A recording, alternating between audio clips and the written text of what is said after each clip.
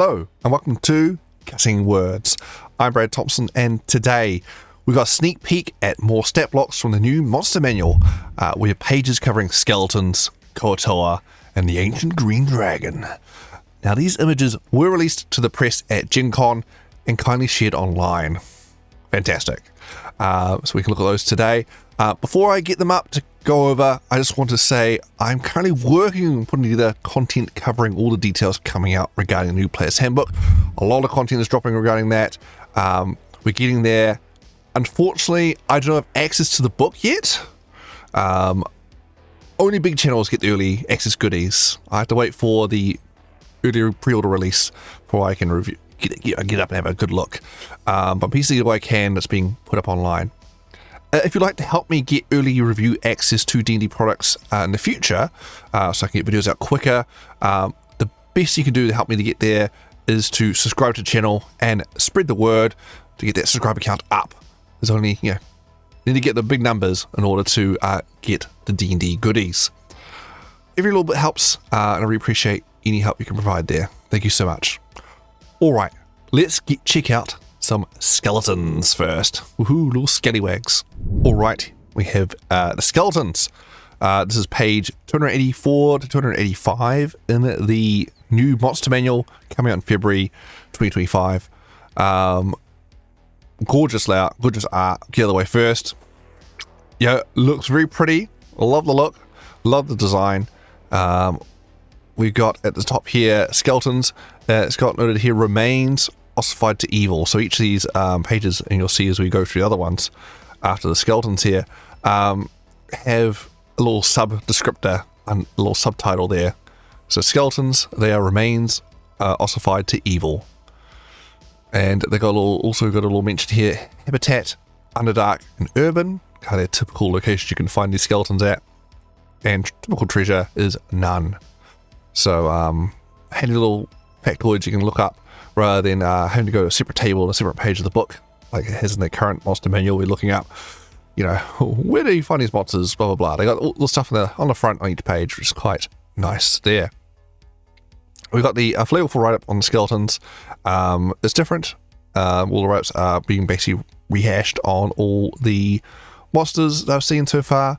I'm not going to go and reading them all here.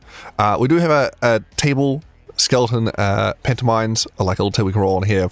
Various tasks you can find skeletons who are idle just doing, repeating chores and whatnot. So that's quite cool there. Inspiration on the front eye there when describing when someone sneaks up on a skeleton. What are they actually doing? They're just kind of standing there, or what's happening there? All right, we've got 4 skeleton stat blocks here. We have the skeleton, the warhorse skeleton, the minotaur skeleton, and a flaming skeleton. So the flaming skeleton is new to the monster manual. It wasn't in the 2014 monster manual, the flaming skeleton. Or in stat block in 5e for flaming skeleton. I believe it was in older editions of the game. I believe I got an old 4th ed mini, I think. Or some previous edition mini of Flaming Skeleton, but never had a stat block. But now we got one, so that's great. All right, well, let's have a closer look at the skeleton first. We'll work our way through them. All right, and we've got the old, or I guess currently 2014 skeleton stat block there next to it as well. Just a comparison there. We'll put all the comparisons up as we go through these different stat blocks.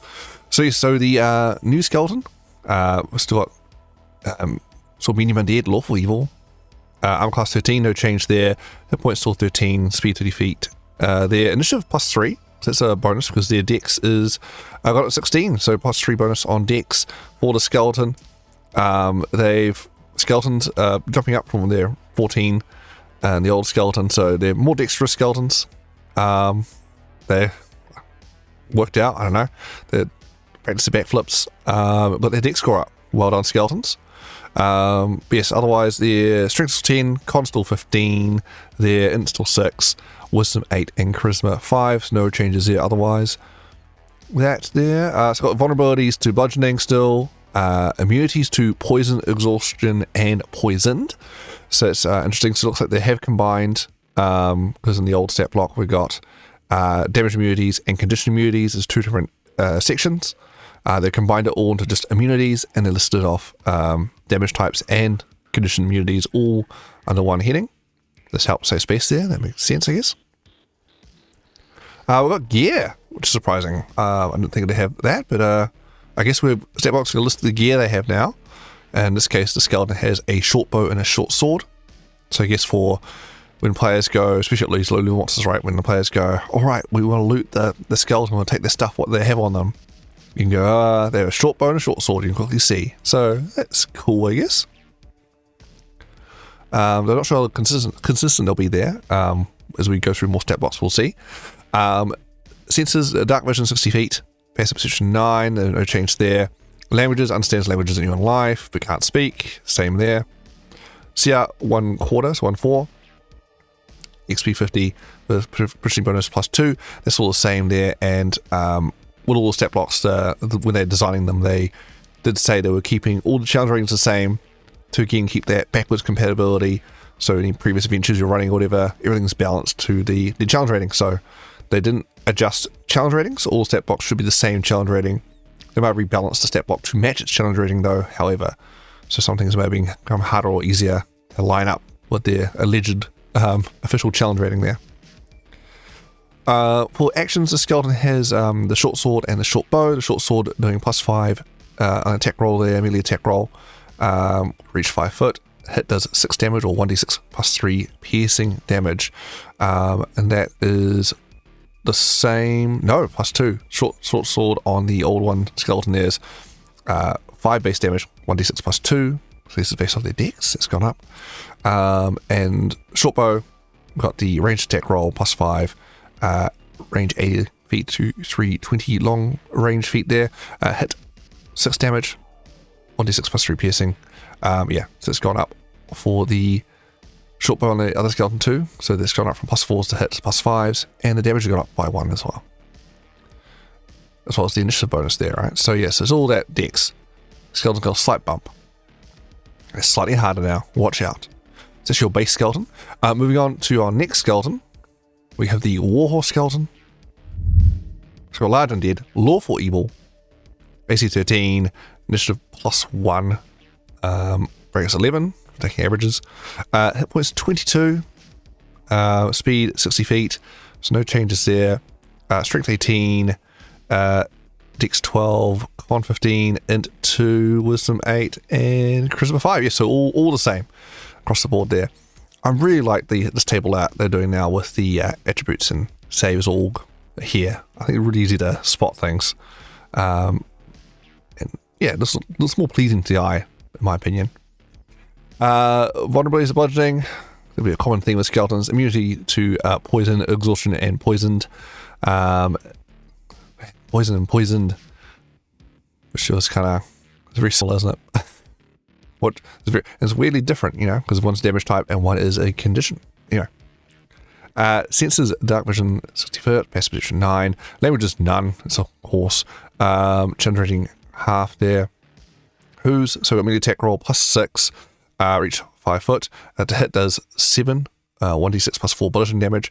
The target is a large or smaller creature, and the skeleton moved at least 20 feet straight toward the target immediately before the hit. The target has the prone condition. And that is different from the existing Warhorse, the old one, 2014. That is basically the damage has gone down. So the old one has 2d6 +4 damage, so basically 11 damage. But new Warhorse does less damage, only 1d6 +4. Lost a whole d6 there, but they got the whole knocking prone effect built in there, I guess, to make it a bit more interesting, more distinct, and more like, I think, the regular horses as well. So yeah, there's the Warhorse skeleton. Next we have the Minotaur skeleton.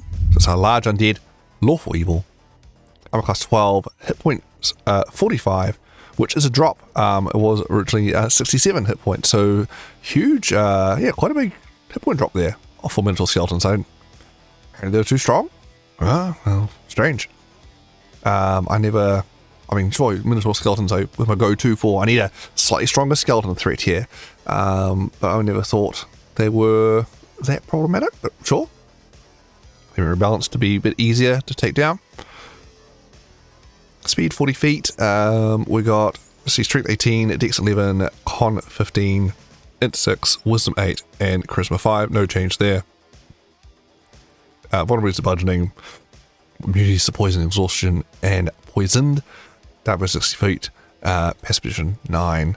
Languages understands abyssal but can't speak. CR 2. Actions gore. So it's lost a whole charge ability. So the old skeleton, middle skeleton had a whole charge ability. That's gone. Forget that. And gone is its great axe. See, it's got gore and slam, so no weapons for use. Middle skeleton. Gore, me attack roll plus 6, reach 5 feet, hit 11, 26 plus 4 piercing damage. If the skeleton moved at least 20 feet straight toward the target immediately before you hit, the target takes an extra 9 or 2d8 piercing damage. It also has a prone condition if it was larger or smaller. I see what they've done there. They've kind of combined charge into gore to give that option there. A version of that. I see. No saving throw though, like they did in the old charge. Anyway, and it's got the base slam attack, which is melee weapon attack, melee attack roll. Sorry, no weapon in there. Melee attack roll plus 6, reach 5 feet for hit, 13 damage, 2d8 plus 4 bludgeoning damage there. So yeah, so overall damage has gone down a bit because I lost the great axe. But yeah, and they combine charge into the gore, tie that up, drop the hit points down. So yeah, Minotaur Skeleton's a bit weaker now, but yeah, it's a Minotaur Skeleton, right? The Flaming Skeleton, flame on. There's no existing step bot to compare it to, so we just got the Flaming Skeleton. So let's see here, we got medium undead, lawful evil, AC 15, initiative plus 2, 12 there, hit points 65, speed 30 feet. And the flavor for these Flame Skeletons are kind of like the low-level boss skeletons that can lead the other skeletons. So you can get a low-level leader skeleton. Here he is. Strength 10, Dex 14, Con 16, Int 10, Wisdom 16, and Charisma 8. Vulnerabilities to bludgeoning damage, so it's double damage there from bludgeoning. Classic skeleton disability there. Immunities, fire, poison, exhaustion, and poisoned. So they gained fire immunity there because they're already on fire. Dark vision 60 feet, passive perception 13. Languages, understands all languages in your life, but can't speak. CR 3. It's got a death burst as a trait. Oh, so a little trait section here, which is, so we've got the, this is how they're writing up these kind of triggered abilities and things now. So we've got dexterity saving throw, and italics there, DC 13, each creature in a 10-foot emanation originating from the skeleton when it dies. So emanation is a new terminology they're introducing where we've got, it's basically when you normally would say 20-foot radius from the creature or whatever. Instead they're calling it emanation. This is a 10-foot emanation, so it's 10 foot from the creature and going around a circle. So 10-foot radius around the creature is now a 10-foot emanation. In this case here. This is new terminology that they're used to. Emanation. I've never heard the word emanation before, but here we go. Now we got it. Originating from the skeleton when it dies.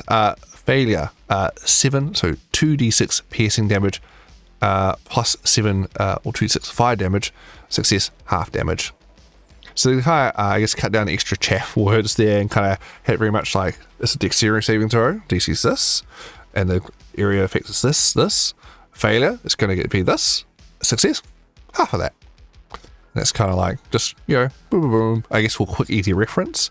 Quickly look, okay, failure, success, rather than having to read through the whole paragraph of ability, like cool, failure is this, success is this, done. Moving on. It's also got the illumination trait here. The skeleton sheds bright light and 15-foot radius and dim light for additional 15 feet. Because it's on fire, it's a flaming skeleton. Actions, multi-attack. The skeleton makes 2 attacks using Flame Scepter or Hurl Flame in any combination. You can mix it up. So Flame Scepter, melee attack roll plus 5, reach 5 foot, hit 5, 1d6 plus 2, bludgeoning damage plus 3 or 1d6 fire damage there. Hurl Flame, wah, ranged attack roll plus 5, range 20 foot or 60 foot long range there. Hit is 7 or 1d8 plus 3 fire damage. No, there's no mention of gear here. So this Flame Scepter, I guess, just vanishes when the skeleton dies. There's no scepter looting going on here. I don't know. I guess there's no stats for a flame scepter, so it'd be kind of weird to list as a flame scepter. You can loot and you can figure out, okay, so you got flame scepter, what do you do with this now? I guess it just burns up and turns into a useless jank when it dies. Who knows? So yeah, so I'm not sure. Yeah, the consistencies and reasonings. Yeah, what monsters have gear listed and what don't. Because the base skeleton minions do have their gear listed they can loot. But for this flaming skeleton, no. You can't have that. Anyway, that's skeletons. That's the little skeleton section there. Pretty cool. I like it. I like everything I'm seeing here. This is very cool. Alright, on to the kuo-toa. Page 190 to 191 in the monster manual. And it's a whole 2-page spread on just the kuo-toa. And just covering the base kuo-toa here. Like, there's no archpriest or anything else listed here. There could be other pages we're not seeing. There's only just a 2-page spread that we've been shared here. Yeah, beautiful. And got this lore right up here. We've got the kuo-toa, fish-like fanatics of the deepest depths. There's a kind of little descriptor subtitle there. Habitat under dark treasure relics. So, if you need to figure out what loot they might have, apparently it's going to be relics. We've got a little table to roll on for generating their random deity they worship. Because they kuo-toa make up deities is kind of their shtick. For their stat block here, AC 13, hit point 18, speed 30 feet and 30 foot swim, strength 13, dex 10, con 11, int 11, wisdom 10, charisma 8, perception plus 4, dark vision 120 feet, passive perception 14, languages uncommon, quarter challenge rating there. So far, all the same. So the amphibious, the kuo-toa can breathe air and water. Otherworldly perception. The kuo-toa can sense the presence of any creature within 30 feet of it that has the invisible condition or is on the ethereal plane. It can pinpoint such a creature that is moving. It's basically the same there. Sunlight sensitivity. While in sunlight, the kuo-toa has disadvantage on ability checks and attack rolls. Same there. Let's see. Slippery's moved from being a trait to a reaction ability, so we'll get to that soon. Actions, we've got Strange Spear, so melee attack roll plus 3, reach 5 foot, hit does 5 or 1d8 plus 1 piercing damage, and they've got Sticky Net, dexterity saving throw, DC 10, one large or smaller creature that kuo-toa can see within 15 feet, failure, the target has the restraint condition until the net is destroyed. But these stats are AC 10, hit points 5, immunity to bludgeoning, poison, and psychic damage. A creature can use its action to make a DC 10 strength athletics check to free itself or another creature in the net within 5 feet, destroying the net and ending the effect on a success. So that is pretty similar to the existing net ability they had. I mean, it's updated to kind of reflect more of the new net stats in the player's handbook. Spear attack is pretty much the same. I mean, it's average damage. Oh no, it's gone up to a d8 from a d6. Yeah, no, actually, the spear in the original kuo-toa has options for using it one-handed or two-handed, and this kind of cut that right back. No, you're going to use the two-handed. You're going to use the bigger number. Forget about having a choice. They're using the d8. Don't choose between d6 and d8. So they cut that right down, which is fair enough. It seems unnecessary. Detail there. They also, they can't throw it anymore either. They've just got a stabby spear. It's a strange spear, not a regular spear. It's a strange one. They can't throw it. Interesting. And they can't bite anymore. Bite's gone, but I guess if they're biting, you could probably figure that out. All right, we've got reactions. Slippery trigger. The kuo-toa has the grapple condition at the end of the creature's turn. Response. The kuo-toa ends a condition, so it's they can use a reaction to just be not grappled, choose not be grappled anymore. That replaces their original slippery ability, which was the kuo-toa has advantage on ability checks and saving throws made to escape a grapple. So don't worry about that. Can speed reaction and just you're out now. You're free. Sticky shield. Trigger a creature misses the kuo-toa with a melee attack using a weapon. Response: strength saving throw DC 11. The triggering creature. this target, I guess. Failure, the target's weapon is used to make the attack become stuck to the kuo-toa shield. If the target can't or won't let go of the weapon, the target has the grapple condition while the weapon is stuck. Escape DC 11. While stuck, the weapon can't be used. The target can use its action to make a DC 11 strength athletics check, freeing its weapon on a success. And that is pretty similar. Oh, pretty the same. Yeah. And that is the kuo-toa. Pretty straightforward step on there. Not this kind of rearrange where things were, especially with slippery and kind of tie things up, condense things, but no real mechanical change there otherwise. And that is the kuo-toa. But a nice big spread right up there. A lot more love's been given and a lot more ease, I think, for a DM to looking over. I want to run this encounter with kuo-toa. Okay, what are they about? I see a lot more thoughts being on to the light layout here, which is pretty nice. All right, on to the ancient green dragon. Gorgeous artwork here. Oh, they put a lot onto these dragons. Yeah, and this is the ancient green dragon. Right out of the gate, the stat block, basically completely different. Like they've really rehashed dragons, they've been less samey. So a lot of abilities are changed or just completely gone, removed, and like spellcasting can be added. A whole bunch of stuff's going on here. Legendary actions are gone. Instead they got the vector stat block, where there are 3 reactions they can use, different reaction triggers. So I got the old green dragon stat block here next to it, but it's completely different. Like, well, I mean, they're giving the dragon more hit points, and yeah, they bunch of spells, and interesting, Fright for Presence is gone, which was a really powerful ability. That's gone now. So, no, don't worry about this mass frightened ability. Though it was really powerful, but also it's like it either did a lot and made it kind of like really hard, or did nothing because everyone was immune to fear. It's kind of hit or miss, I guess, Frightful Presence. So cut those out. And yeah, the legendary actions, especially the wing attack legendary action, which is super lethal. If in an aerial fight with a dragon, they can legendary action just go, you fall prone, oh, you just plummet to your doom, instantly die. So that's no longer a risk. Yeah. All right, let's have a closer look. We'll go through in detail in this new ancient green dragon stat block. Now we've pointed out a lot of things are different there. A lot of things are gone. All right, so we've got it's a gargantuan dragon. It's a big dragon, big boy, the ancient one. Lawful evil, of course. AC 21, initiative +8. It's pretty good. Pretty good. Where are they getting the +8 from? 23. What's that based off? Interesting. Hit points 402, so we really jumped up there, almost 385. Speed 40 feet, fly 80 feet, swim 40 feet, strength 27, dex 12, con 25, int 20, wisdom 17, and charisma 22. Hey, something more charismatic, the green dragon. That was previously up from 19. Skills. Perception +17, persuasion +13, stealth +8. That's it. There's 3 skills.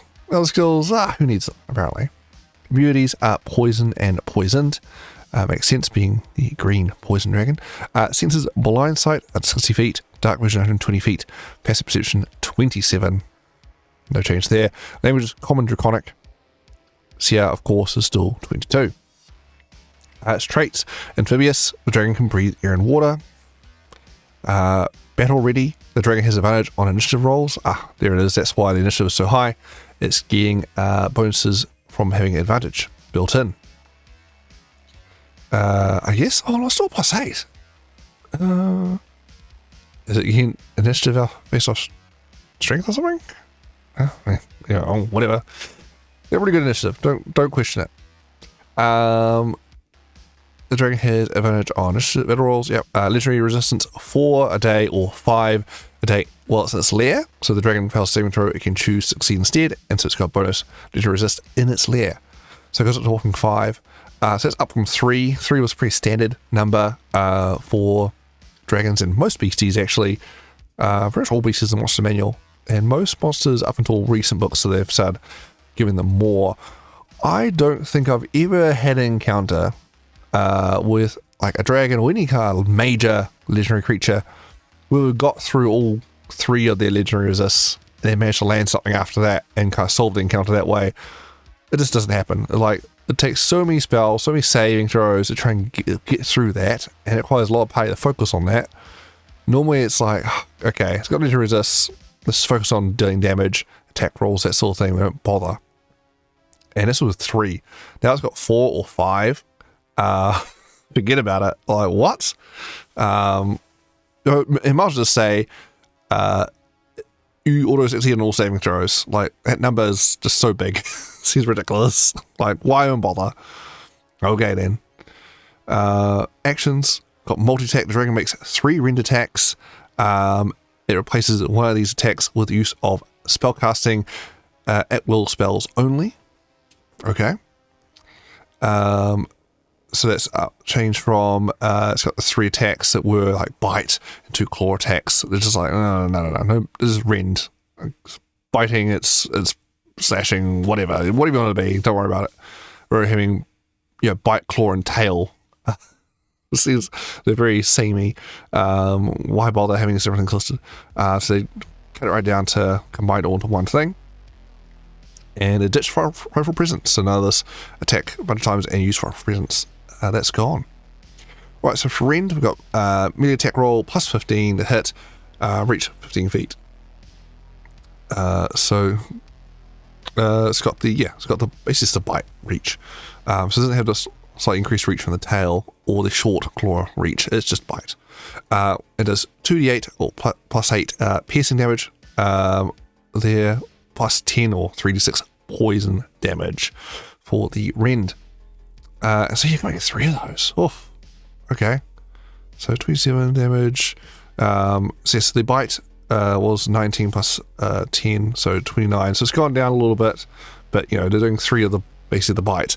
So that's pretty good. So on average, the average is up to be a bit more. Spellcasting, so it's dragon spells. Alright then. So I suspect all the dragons will probably have spells, right? Maybe not the white one. Okay, most dragons.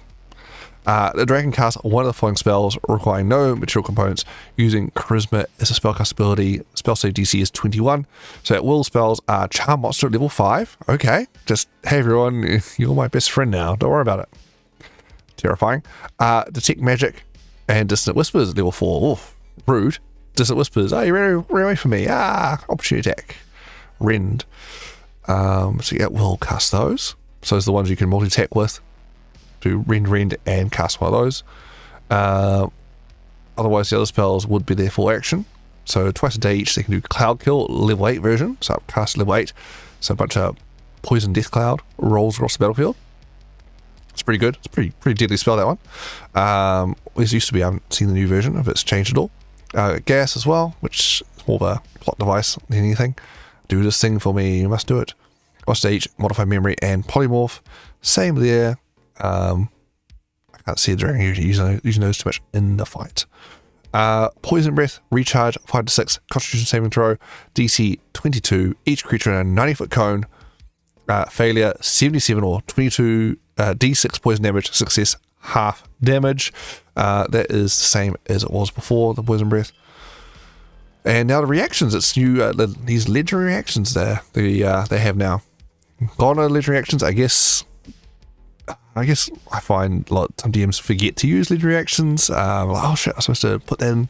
It's been someone's turn somewhere, I forgot to use it. Oh well. So I guess they decided it's simpler to have triggered reactions. So I guess if you're running this monster now, you need to note down what the triggers are. Hold on, trigger happened there. You did the trigger. You have less control over these. They're still pretty open-ended triggers. So the 3 reaction options are Charming Presence, trigger. Another creature the dragon can see ends its turn. You end your turn. You ended your turn. Well, trigger. So that's a pretty easy one to trigger. Response, the dragon casts Charm Monster level 5 version. So level 5, that is 2 creatures, because I think Charm Monster is level 4 spell. So level 5 would be 2 creatures, hey, you guys, be my friend. So they can do that as a reaction whenever, basically. Corrosive Miasma trigger. The dragon uses a legendary resistance trait or is hit with a ranged attack. So basically you get shot at, or you maybe use it to resist. Haha, you fool. The response, make them do a constitution saving throw, DC 21, on each creature in a 30-foot radius sphere centered on a point the dragon can see within 90 feet. So big AoE over there. Failure is 14 or 46 poison damage, and the target takes a -2 penalty to their AC until the end of its next turn. Whew.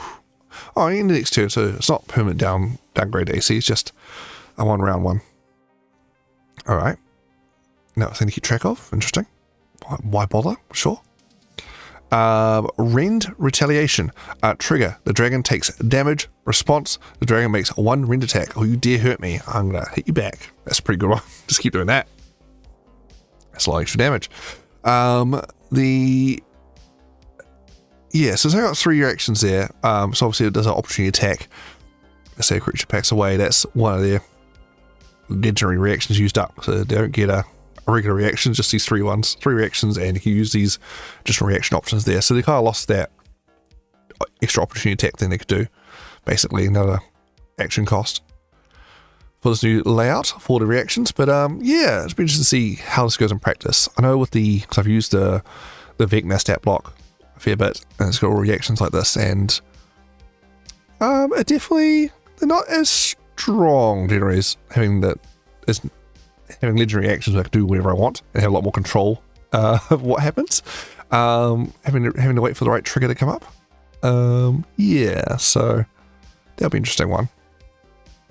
Like before with the old legendary reactions, maybe I'll use a wing attack maybe and move around or knock people prone or whatever.